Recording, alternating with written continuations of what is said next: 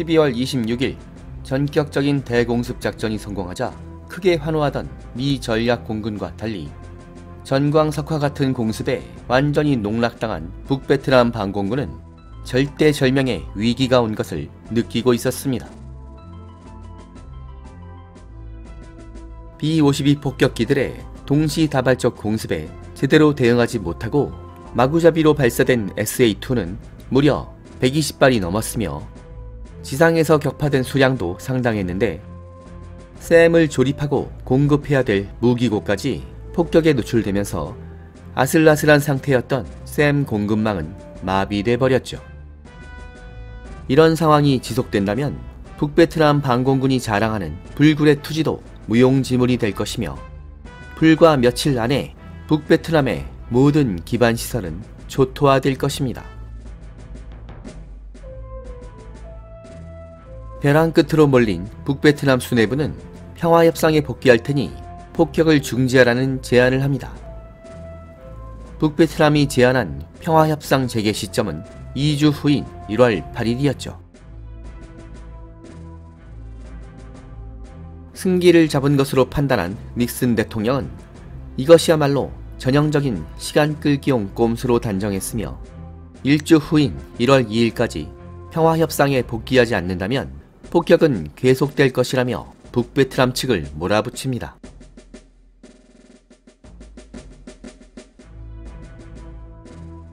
닉슨의 강공 명령이 떨어지자 다음 날인 12월 27일에는 B-52 60대를 투입하는 공습 작전이 입안됩니다. 그런데 이날 오전부터 북베트남 상공에 낮게 깔렸던 짙은 구름이 사라지면서 화창한 날씨가 찾아옵니다. 오랜만에 찾아온 좋은 날씨는 이틀 동안 이어졌죠. 이렇게 되자 연일 반복되는 악천후 속에서 주간 출격 기회를 갈망하던 미 공군과 해군의 전술기들이 오전 일찍부터 대거 날아오릅니다. LGB로 무장한 공군의 팬텀 편대는 하노이 일대의 주요 통신시설을 타격했으며 해군의 인트루더 공격기들은 하이퐁 주위의 전술 목표를 공습했죠. 전날의 반공전으로 기진맥진한 상태였던 북베트남의 주요 샘 사이트 역시 대낮부터 공습에 노출됩니다.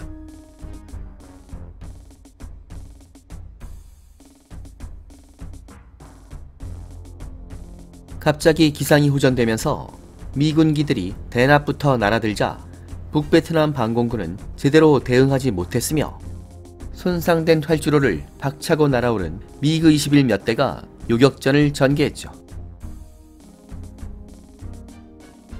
이날 출격한 미그 21 조종사들은 매복 전술을 구사하며 공습 편대 팬텀 한 대를 격추하는 성과를 올렸지만 압도적인 숫자의 호위 전투기들이 몰려들며 미사일을 쏘아대자 뿔뿔이 흩어져 도주해버립니다. 이것이 베트남 항공전에서 미 공군의 마지막 교전이었는데 미그 21이 교전을 포기하고 도주해버리면서 미 공군 팬텀 편대는 미그기를 한 대도 격추하지 못했으며 엔진 트러블이 발생한 팬텀 한 대가 적지에 추락하면서 이날 팬텀의 손실은 2대였습니다.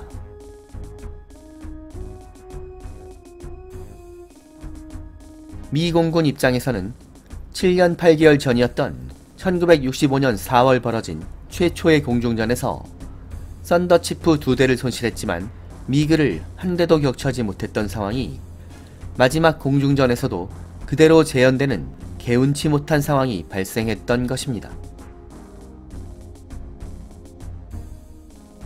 미그 21의 일격이탈 전술은 여전히 위력적이었지만 북베트남 공군의 저항은 여기까지였습니다. 북베트남 공군 역시 한계 상황에 몰렸으며 더 이상은 미그를 출격시키지 못했죠.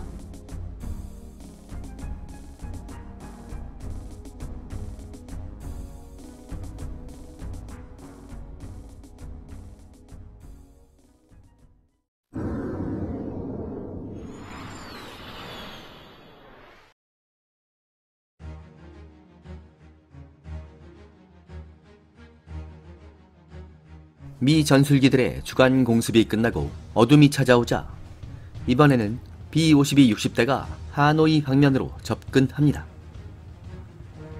B-52 폭격기들은 하노이 인근의 철도 조차장과 산업시설을 노렸으며 하노이를 방어하는 샘 사이트들도 공격 목표로 설정된 상태였죠. 이 중에는 미군으로부터 VN549라는 코드네임이 붙여진 악명 높은 샘 사이트가 있었는데 지난 기간 동안 수많은 미군기를 격추하며 미군 조종사들이 가장 두려워했던 킬러 사이트였습니다.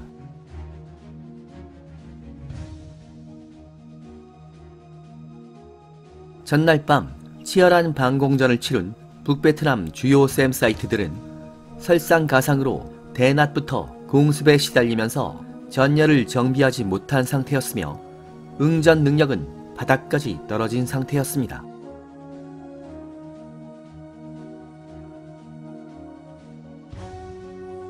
체프 회랑에 숨어 상공으로 날아든 B-52 폭격기들이 동시다발적으로 폭격을 시작하자 샘 사이트들은 제대로 대응하지 못했으며 그나마 남아있던 SA-2 미사일을 대부분 소진해버립니다. B-52 폭격기들은 북베트남 방공 자산에 막대한 손실을 남기고 15분 만에 모두 사라져버렸으며 강력한 폭격에 노출된 북베트남 방공군은 전력의 90%를 잃고 괴멸 상태로 몰립니다. 하지만 좌절 상태로 몰렸던 북베트남 방공군에게도 위안거리는 있었는데 킬러 사이트였던 VN549가 공습을 이겨내고 끝까지 살아남았으며 끈질긴 요격전으로 B-52 2대를 명중시켰다는 점이었죠. 이날 손실된 B-52 2대는 라인베커2의 마지막 손실로 기록됩니다. 임무를 마치고 돌아온 B-52 조종사들은 킬러 사이트 VN549에 대해서 진심으로 존경을 표시하고 싶은 가장 위험한 적수라고 인정했으며 미 전략공군은 향후의 공습작전에서는 VN549를 목표 리스트에서 제외한다는 결정을 내리게 되었죠. 하지만 샘 방공망의 위력이 현저하게 떨어졌다는 점을 체감하고 기지로 돌아온 조종사들은 의기양양한 상태였으며 미 전략공군 사령부는 드디어 북베트남 방공군의 샘과 대공포탄이 바닥을 드러낸 것으로 확신하게 되었죠.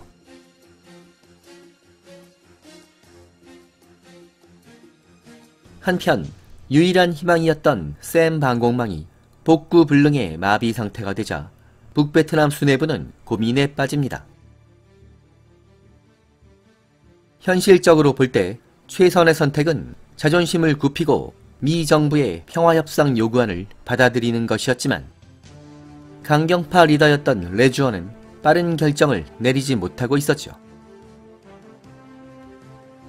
레주어는 공산권의 대부였던 소련과 중공에게 간절하게 도움을 요청했지만 이 무렵 미국과의 관계 개선을 추진했던 두 강대국은 미군의 폭격을 비난하는 성명만 발표했을 뿐 북베트남 방공군이 요구하는 실질적인 도움을 외면하고 있었죠. 이제 레주원이 결단을 미룬다면 북베트남은 자존심을 제외한 모든 것을 잃게 될 것입니다. 반면 승기를 잡은 것으로 확신한 미 전략공군은 공습의 고삐를 늦추지 않았으며 12월 29일과 30일 이틀 동안 B-51을 60대씩 투입해서 랑당과 하노이, 옌벤 지역의 전략시설을 무자비하게 파괴합니다. 샘이 바닥난 북베트남 방공군은 궁여지책으로 미그-21 몇 대를 날려보냈지만 야간 작전 능력이 형편없었던 미그-21 전투기들은 B-52 폭격기들에게 접근하기도 전에 호위 전투기 팬텀에게 탐지돼 버렸죠. 미그-21 한 대가 원거리에서 발사된 스페로우에 맞아 폭발해버리자 깜짝 놀란 미그 조종사들은 기술을 돌려 도주해버립니다. 공습을 마친 폭격기들은 유유히 사라져버렸으며 마지막 이틀 동안 B-52의 손실은 한 대도 없었죠. 북베트남의 리더 레주언에게 결단의 순간이 찾아온 것입니다.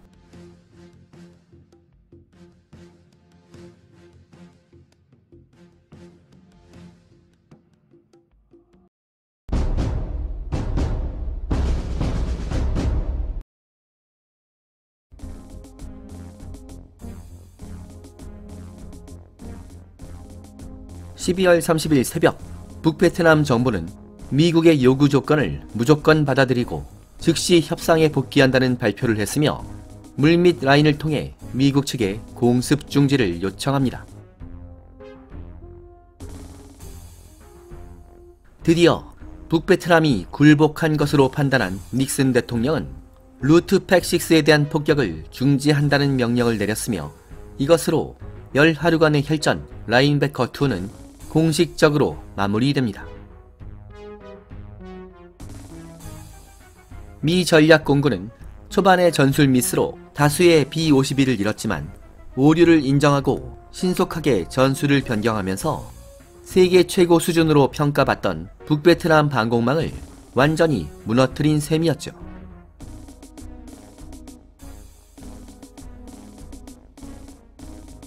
(1973년 1월 1일) 프랑스 파리에서 평화협상이 재개되었으며 협상은 빠른 속도로 진행돼서 1월 9일에는 협상안이 모두 마무리됩니다. 미국 입장에서는 만족할 만한 성과였는데 북베트남 정부가 항구적인 휴정협정안에 사인하게 만들었으며 하노이 힐튼에 수용된 미군 포로들의 무조건 석방을 이끌어냈죠.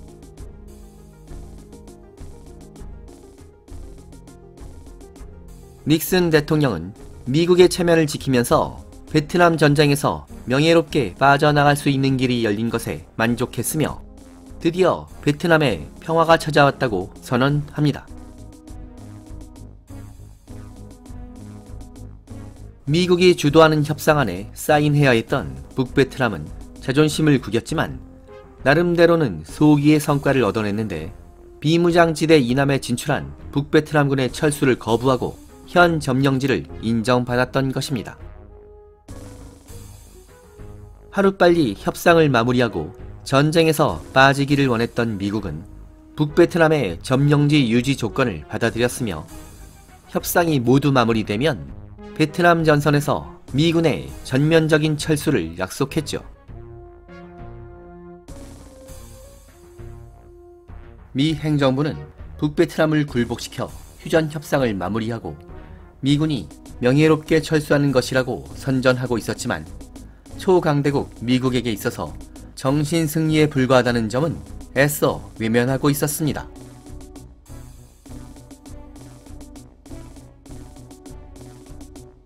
사실 북베트남 입장에서 볼 때 휴전 협상에 사인하는 것은 순간의 굴욕일 뿐이었으며 미군이 완전히 물러난 후에 무너진 군사력을 재건하고 언젠가 때가 찾아오면 또다시 무력 통일을 시도하면 그뿐이었죠.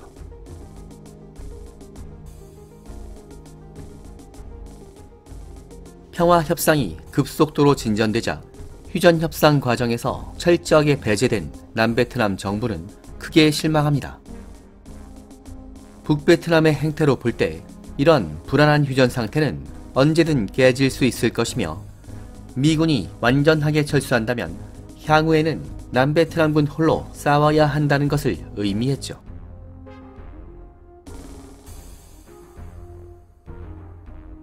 닉슨은 만약 북베트남이 휴전협정을 무시하고 도발한다면 언제든지 미군의 무력으로 강력하게 응징하겠다며 안심시키려고 했지만 남베트남 정부는 불안감에 빠져듭니다. 이 무렵 남베트남은 수치상으로 볼 때 100만 대군을 보유한 군사 강국이었지만 지난 4월 북베트남군의 춘계 대공세 당시의 경험으로 볼 때 남베트남군의 전투력은 그야말로 무기력한 것이었죠. 만약 북베트남이 휴전 협상을 깨트리고 또다시 침공했을 때 미군의 항공 전력이 지원하지 않는다면 상상조차 하기 싫은 엄청난 위기가 찾아올 것은 자명해 보였습니다.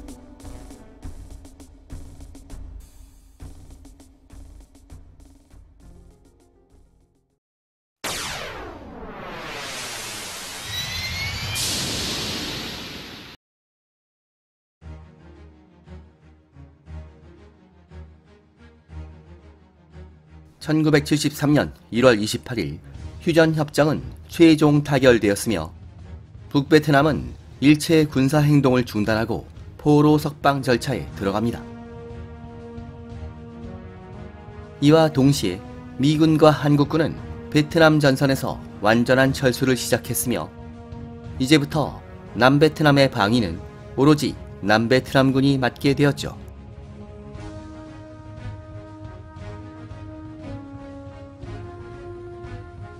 (1973년 2월 12일) 북베트남의 지아람 국제공항에 미군 수송기가 착륙합니다. 악명 높은 하노이 힐튼에서 출발한 미군 포로들은 공개 석방되었으며 각국의 기자들이 몰려들어 이 극적인 장면을 취재하고 있었죠.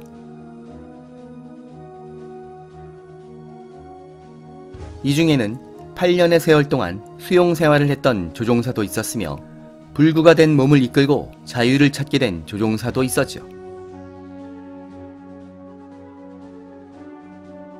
미군 수송기에 올라탄 포로들은 드디어 가족에게 돌아갈 수 있다는 희망에 크게 환호합니다.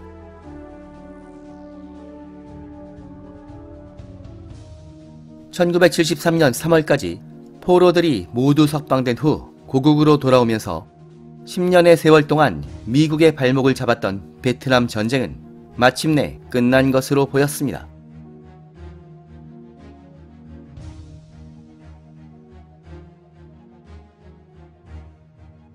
닉슨 대통령은 최종적으로 북베트남이 굴복한 것이며 베트남에 평화를 확립한 미군은 명예로운 철수를 한 것으로 주장했지만 휴전협정 과정에서 북베트남 측의 무리한 요구가 상당 부분 관철되었으므로 전체적인 협상 결과는 누가 보더라도 북베트남의 판정 승이었죠.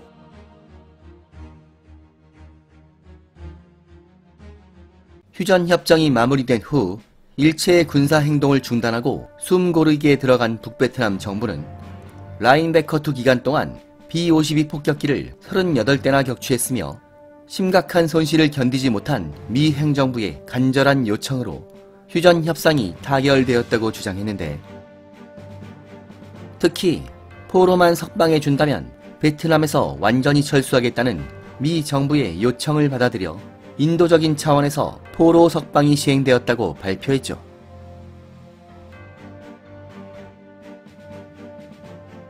북베트남의 리더 레주어는 B-52 폭격기들의 대공습을 이겨낸 것은 북베트남 반공군의 영웅적인 투쟁과 함께 전 국민이 똘똘 뭉쳐 싸운 결과물이라고 주장했으며 북베트남 국민들에게는 초강대국 미국을 베트남에서 몰아냈다는 점이 20년 전 식민제국 프랑스를 몰아냈던 영광적인 DNBF 전투를 연상시키는 것이었으며 북베트남 정부는 1972년 12월에 대규모 반공전을 하늘의 DNBF로 명명하게 되었죠. 물론 대폭격 과정에서 가공할 폭격에 노출된 북베트남은 전략 자산과 기반 시설이 그야말로 초토화된 상태였으므로 결국 정신승리를 주장한 셈이었지만 양측 모두 정신승리를 주장하는 상황에서는 초강대국 미국을 물러나게 만든 북베트남 측이 최종 승자라고 해도 어색할 것은 없었습니다.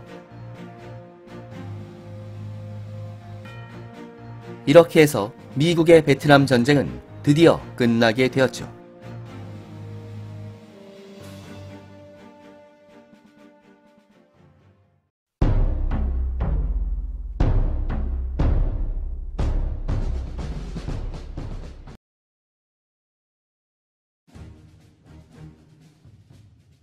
한편 휴전협정 체결 후에 미군이 완전하게 철수하자 본격적인 군사력 재건에 돌입한 북베트남은 불과 1년 만에 본색을 드러냅니다.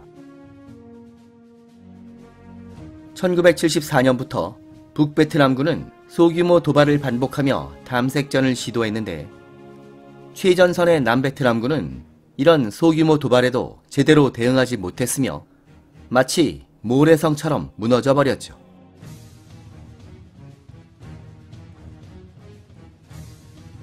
이 무렵 전 세계를 덮친 오일 쇼크로 인해서 경제 상황이 어려워진 미국은 남베트남에 대한 원조를 크게 줄였으며 1973년 10월에는 전 세계를 깜짝 놀라게 만든 4차 중동전 욤키푸르 전쟁이 발발하면서 미국은 위기에 빠진 이스라엘을 구원하는 데 모든 역량을 집중하고 있었습니다. 미국에게 있어서 악몽 같은 베트남 전선은 어느샌가 잊혀지고 있었던 것입니다. 이렇게 대외적인 낙제가 속출하는 와중에 더 큰 문제는 남베트남 내부에 있었습니다. 똘똘 뭉쳐 싸워도 부족한 마당에 정치권부터 군부까지 기강회의와 부정부패가 만연했으며 남베트남 정부는 점차 국가 통제력을 상실하고 있었죠. 최일선의 군인들조차 제때 월급을 받지 못했을 정도여서 남베트남군의 사기는 그야말로 바닥까지 떨어졌으며 수치상으로 볼 때 한때나마 세계 4위 전력을 자랑했던 남베트남 공군의 항공기들은 유지 정비를 받지 못하면서 고철 신세로 변하고 있었습니다.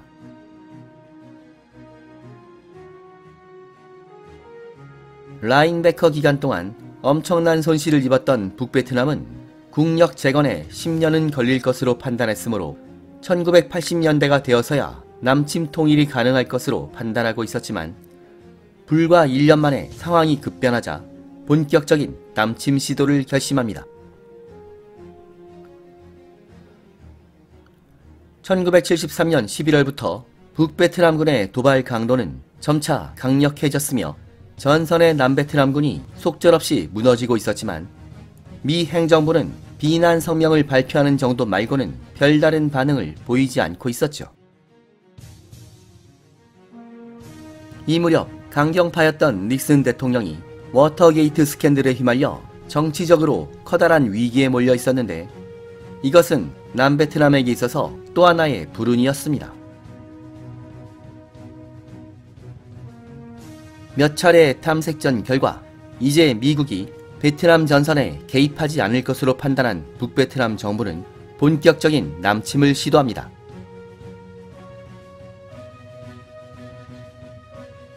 (1974년 12월) 만반의 준비를 완료한 북베트남군은 전면적인 침공작전을 개시했는데 사기를 잃은 남베트남군은 전투가 벌어질 때마다 속절없이 무너지며 패주를 거듭했죠.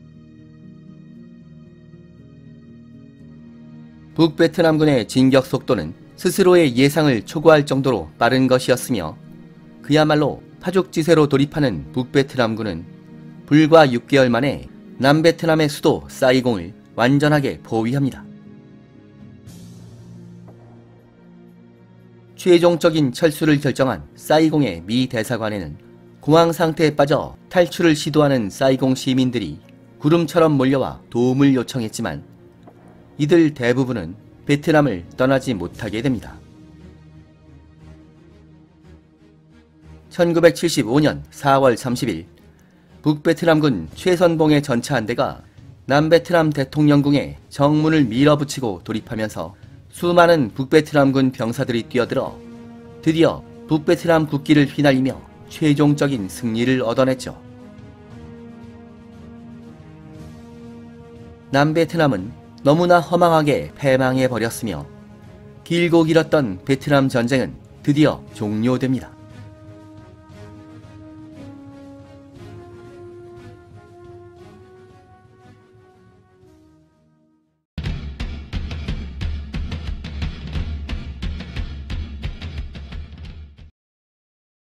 롤링 썬더부터 라인베커 2까지 8년이라는 긴 세월 동안 진행된 베트남 항공전은 클래식 항공전이 현대 항공전으로 진화하는 과정을 생생하게 담고 있으며 미군의 항공전력 운용 교리에 엄청난 변화를 유발합니다.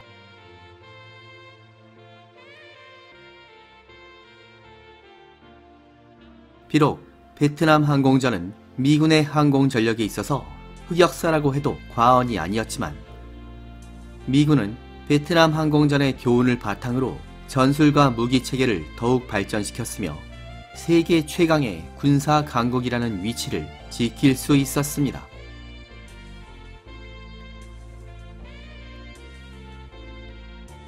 오류투성이었던 롤링 썬더 작전과 달리 라인베커 작전은 역사상 최초의 하이테크 항공전으로 기록되며 나름대로 성공적인 결과를 이루어냈죠.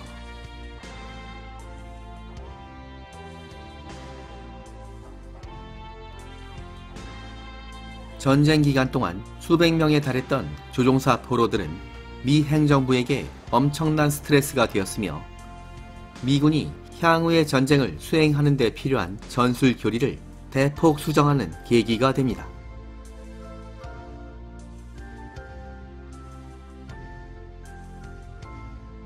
강철의 커튼이라 불리던 북베트남의 대공포함망과 위협적인 샘 미사일 방공망을 6탄 돌격으로 돌파하는 것은 자살 행위나 다름없는 무모한 전술이라는 것이 만천하에 드러났지만 미군은 첨단 기술을 빠른 속도로 실용화했으며 강력한 ECM과 혁신적인 신무기 스마트 폭탄의 조합으로 결국 북베트남 방공망을 돌파하고 조종사들의 손실을 최소화하는 데 성공했죠.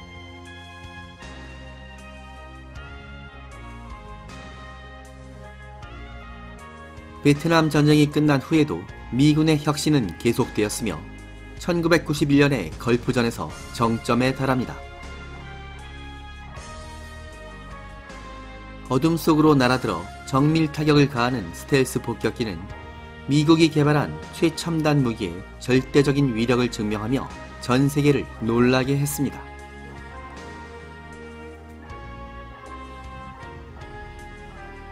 지금까지도 혁신에 대한 미국의 집념은 계속되고 있으며 현대 항공전을 상징하는 무인 드론의 눈부신 발전을 유발합니다.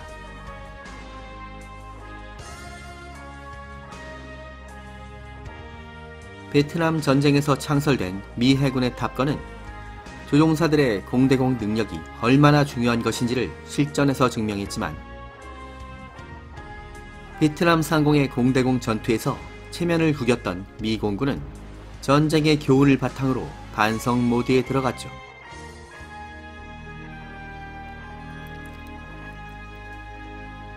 탑건의 성공 사례에 자극받았던 미 공군은 조종사들의 전술적 능력을 향상시킬 수 있는 레드 플렉을 창설하고 집중적인 운용에 들어갔으며 공대공 전투를 전담하게 될 최신의 전투기 F-15 이글과 F-16 팰컨을 개발하게 됩니다.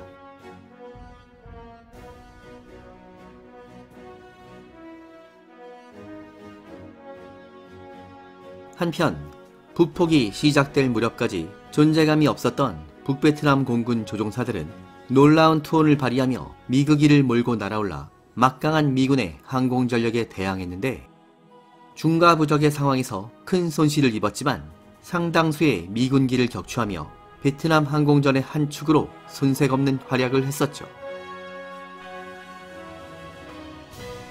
만약 이 조종사들이 없었다면 베트남 항공전은 일방적으로 전개되는 원사이드 게임으로 기록되었을 것입니다.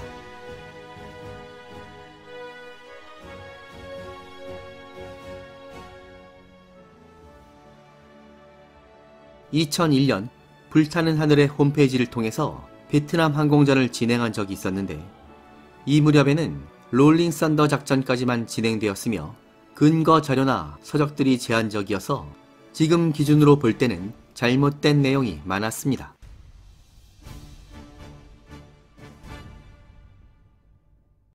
이후 20년 가까이 베트남 항공전을 마무리하지 못해서 큰 아쉬움이 있었지만 유튜브 시대를 맞아 다시 도전했던 베트남 항공전 시리즈의 마지막 영상을 올릴 수 있게 돼서 개인적으로 큰 의미가 있는 날입니다.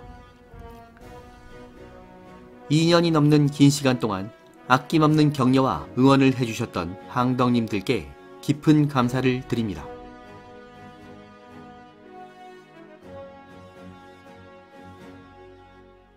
마지막으로 베트남 항공전에 관한 자세한 내용을 담고 있는 국내 블로그를 소개합니다. 20년 전 불타는 하늘의 홈페이지에는 베트남 항공전에 열정과 관심이 많으셨던 썬디님께서 별도의 베트남 항공전사를 연재한 적이 있었습니다. 썬디님은 이후에도 블로그를 통해서 베트남 항공전에 관한 전문적인 내용을 계속 연재하고 있으며 그 열정은 지금까지도 이어지고 있습니다. 베트남 항공전에 관한 보다 자세한 내용을 알고 싶은 항덕님들께는 썬디님의 블로그를 강력하게 추천합니다.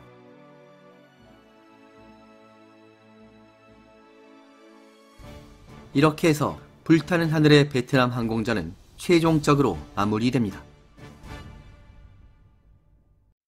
불타는 하늘은 잠시 휴식기에 들어갈 예정이며 이후에는 대망의 영국 본토 항공전과 함께 다시 돌아올 것입니다. 여기는 밀리터리 항공의 클래식 채널 불타는 하늘입니다.